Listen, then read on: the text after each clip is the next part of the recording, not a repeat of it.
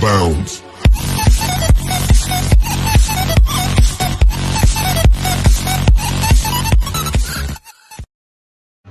To be consistent with affirmo and nego, or I negate or I deny, they're the same.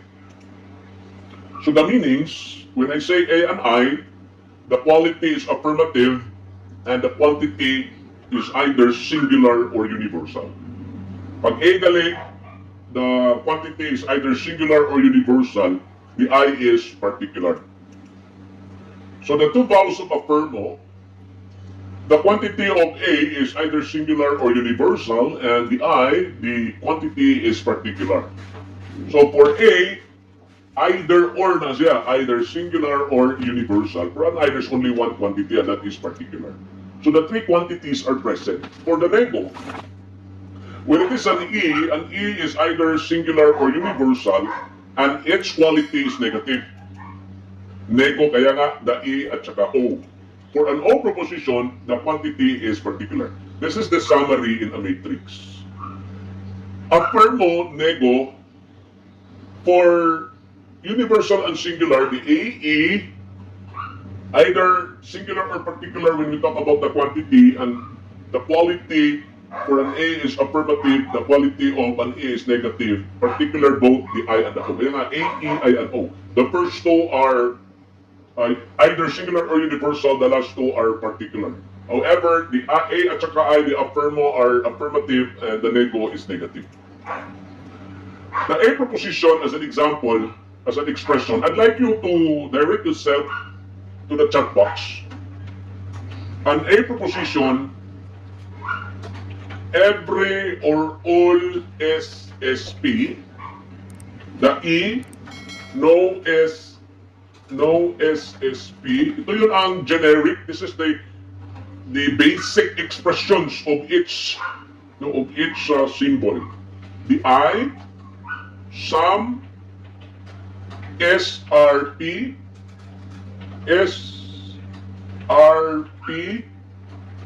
the O, some, SSRP with a period. Okay? Yan ang basic structure that we have to remember. So for an A proposition, the example or examples, all voters are citizens. Try to look at the quality. Ang unang tanong nyo dyan, titingnan nyo kagad yung quality. If the quality is affirmative, dalawa lang yan. It's either particular or universal, then you go to the quantity. Since the quantity is universal, therefore the symbol is A. Every voter is a citizen. It's affirmative. Every is a universal quantifier because this is, the subject is distributed to all predicate. So every is a universal quantifier, therefore the quantity is universal and the quality is affirmative. Thus, the symbol is A. A dog is an animal, the use of article a, and a general state as a universal statement. A dog is an animal is affirmative and the quantity is universal. Therefore, it's an A proposition. What is a good example of a singular? Mr. Erwin Sabornido is a logic teacher. Erwin Sabornido is singular, affirmative, therefore an example of an A. Chihuahua is a dog, singular, therefore it's an A, affirmative A. If I say Chihuahua is not a dog, there is already a negative particle in the popular, in the verb. That is not anymore, that is no longer an A proposition, but it is now considered as an E proposition.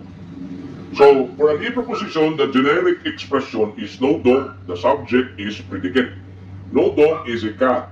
No is a universal negative quantifier. Dogs are not cats.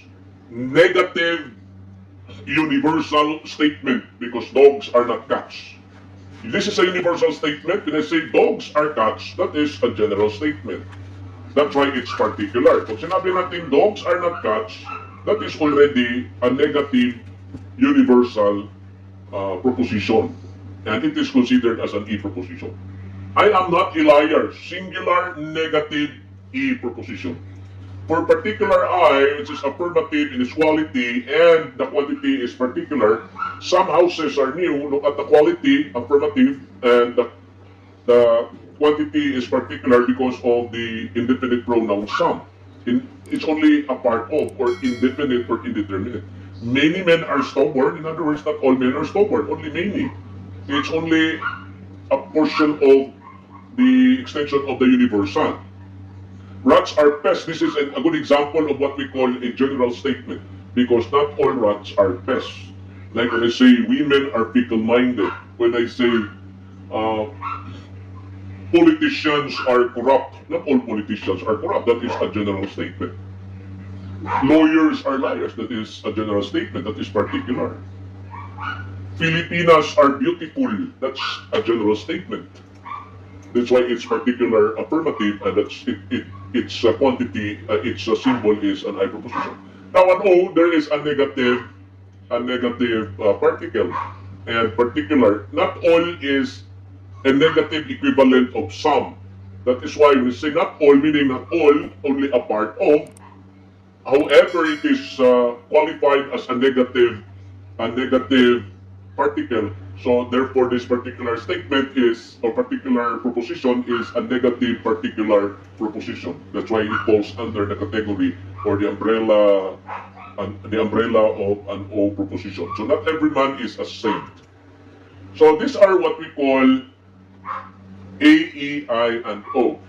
The first thing that you have to do in determining the quantity and the quality, determining the symbol, is of course to determine first the quantity and the quality of the given proposition. At first glance or at first blush, you may already have an instant judgment or simply an instant qualification and quantification from the first one pa lang. If you have already that what we call mastery. Chapter 13 is a little bit complicated because we'll be dealing there with hypothetical propositions. Okay, example is all cats are animals. Okay, ganito ha, meron tayong tinatawag that all propositions have their corresponding equivalence. Pag sinabi galing na po equivalence, I am referring to for example, the given or original proposition is an A proposition.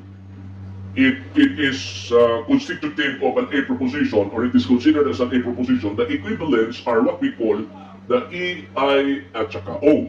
When the given proposition is an O proposition, you are asked of the equivalence. But you have to be mindful. No, you have to be quick and sharp as regards to reading the instruction, because many of us still are deaf and dumb insofar as responding to the very instruction given to you. Sinabihan lang kayo ng type, binigyan ako ng quantity. Sinabihan ko kayo ng quantity, binigyan nyo ako ng symbol. So, be very careful. Careful kayo sa instruction kasi many of us, kaya nga I have a neighbor before, graduated summa cum laude sa University of San Carlos, in the degree program of accountancy, major in accounting. Kapitbahay namin, maganda, sexy lahat, mayaman. Nandiyan na sa kanya. Kung ano ba hanapin mo sa babae, pag makita mo, nandiyan ang kagandahan, nandiyan ang kaseksihan, nandiyan ang kayaman, nandiyan ang utak. Pero when she took for the first try sa board examination ng CPA exam, na Certified Public Accountants Examination nila, yung SIPALIN nila tawag, licensure examination, she flunked. It even reached to a point that her parents filed a petition before the PRC, questioning the PRC why my daughter failed the exam. And even the dumbest in the class passed the exam. And the brightest in the class failed. Kung ikaw daw taga PRC, papasahin mo, surname, ang binilagay niya doon, given name. Nilagay niya sa given name ang kanyang surname. How can you justify? A very simple instruction. How can you convince me that it's easy for you to understand the complexities of the questions in the SIPALI board, or the SIPALI, then a very simple instruction, mali ka nga. Tapos, magre-reklamo ka nga, bakit ka bumagsak? Bagsak ka nga, simple instruction. A lot of examinees fail because of their failure to follow simple instructions. Kung na-careful, good mo na, pag circle ninyo ng kuwan diha. Toto, when she took the board for the second time, she tapped the board.